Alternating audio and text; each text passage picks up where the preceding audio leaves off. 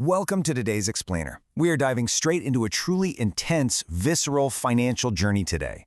We're breaking down the raw mechanics of taking absolutely zero generational wealth and systematically, deliberately building a $2.5 million net worth.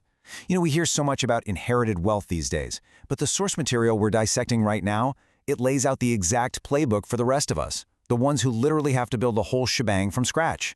Okay, let's set the scene.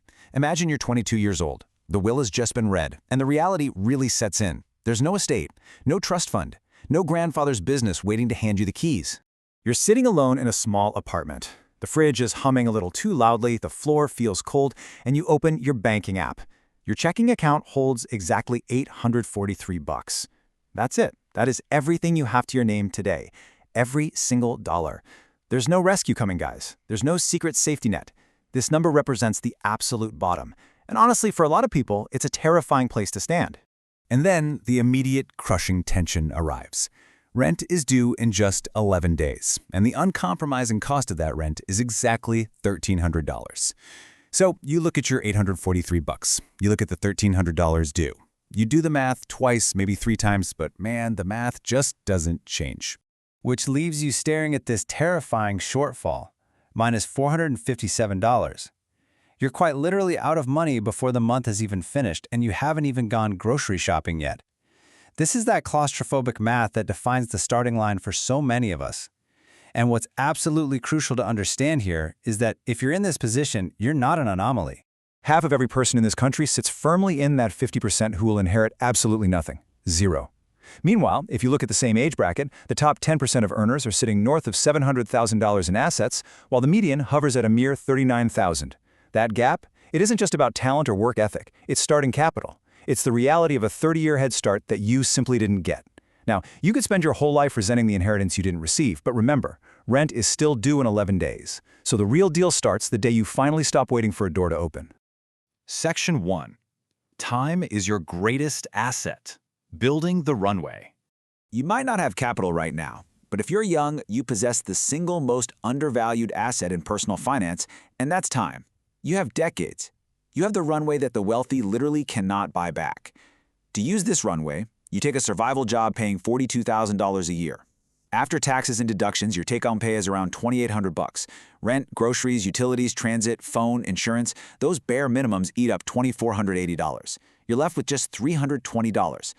To most people, $320 feels like nothing, right? It feels like brunch tabs and impulse buys. But the source material outlines a critical first step here, which is automating the crumbs. You essentially hide that money from yourself before you can ever even touch it. $250 goes straight into an S&P 500 index fund, and $70 goes into a high-yield savings account labeled emergency. You're building a protective wall just one brick at a time while the storm is already rolling in. And here is exactly why we do this. The math is staggering. If you invest that $250 a month into a broad market index fund, averaging a 7% historical real return, starting at age 25, 40 years later, it turns into $655,000. But what if you wait? If you wait just 10 years, starting at age 35, that exact same $250 a month only becomes $130,000. 10 years of waiting permanently costs you over $500,000. Time isn't a bonus, time is the lever. The last decade of compounding produces more growth than the first 3 combined. You aren't poor, you're just early. Section 2. The avalanche debt strategy, stopping the bleeding. Okay, we have to talk about the silent wealth killers that get passed down to 18-year-olds, a $31,000 student loan, and a bleeding credit card. Because compounding doesn't just work for you, it works against you, and it works way faster on the wrong side. The stock market returns historically around 7% annually, but your credit card, it's charging you 22% a year. The math is brutal. If you carry that credit card balance for a year, you've just wiped out more than 3 years of your investment gains. You simply cannot out-invest a 22% interest rate. It's impossible. To stop the bleeding, you need a cold mechanical strategy. It's known as the avalanche method. You list all your debts from the highest interest rate down to the lowest. Then you take every single extra dollar above your minimum payments and hurl it at that 22% credit card until it's dead. Meanwhile, you strictly pay the minimums on the 6.5% student loan. Why? Because your 7% investments barely beat the 6.5% loan, but they are utterly crushed by the 22% card. By attacking the highest interest rate first, that credit card dies in 14 months. The bleeding stops. Section 3. Breaking your income ceiling, moving the floor. So, 3 years in, the debt is managed, the investments are automated, but you realize something devastating. Saving alone isn't going to make you free. Think about it. If you save $500 a month for 30 years at 7%, you get about $612,000. That's comfortable, sure, but it is not generational wealth. The savings rate is just the floor of your life. Your income is the ceiling. To really break free, you have to aggressively move the ceiling. And this completely dismantles that old advice about company loyalty. If you stay at one job, you might get a standard cost of living raise of about 3% annually. But statistically speaking, switching jobs every 2 to 3 years unlocks massive gains. We're talking an average of a 14% leap per upward career move. The highest paid people in your field aren't always the most talented. They're the ones willing to ask. Let's look at the literal timeline of how this actually plays out. Year 1, you're at that $42,000 survival job. By year 3, you make the leap and switch jobs, bumping up to $65,000.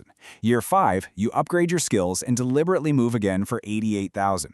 By year 7, you're willing to sit through an uncomfortable salary negotiation cycle, and suddenly you're looking at $120,000. Every 2 years requires one uncomfortable email, just one quiet ask. But because you kept your lifestyle in check along the way, as that salary scales, your savings rate explodes from 11% to 30%. Your money is no longer left over crumbs, it's a weaponized strategy. And this brings us to a fundamental, kind of quiet truth about how wealth is actually structured in our society. As a W-2 employee, your dollar is the most expensive dollar out there. It gets taxed before you even touch it, and you have to live on whatever is left over. But a business owner, the legal structure of wealth heavily favors them. They earn the money, they deduct their legitimate business expenses, and they get taxed last. This is exactly why starting a side business isn't just some trendy hustle. It becomes a literal financial necessity.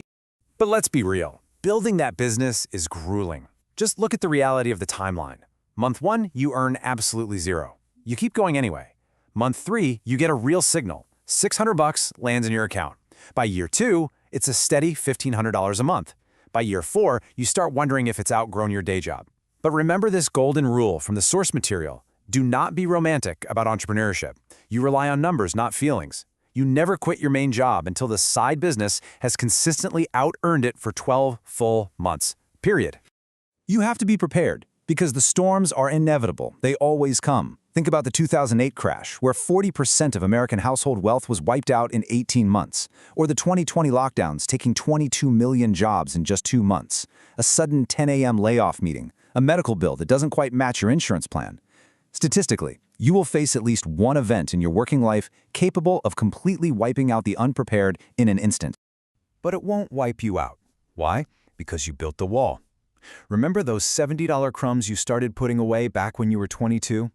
They became 6 months of living expenses, sitting in cash in a high-yield account, locked away and untouched. Because you built this wall, a catastrophic event that would financially ruin someone else becomes merely a temporary bump in your road. Section 4. Becoming the first generation, the optionality of time.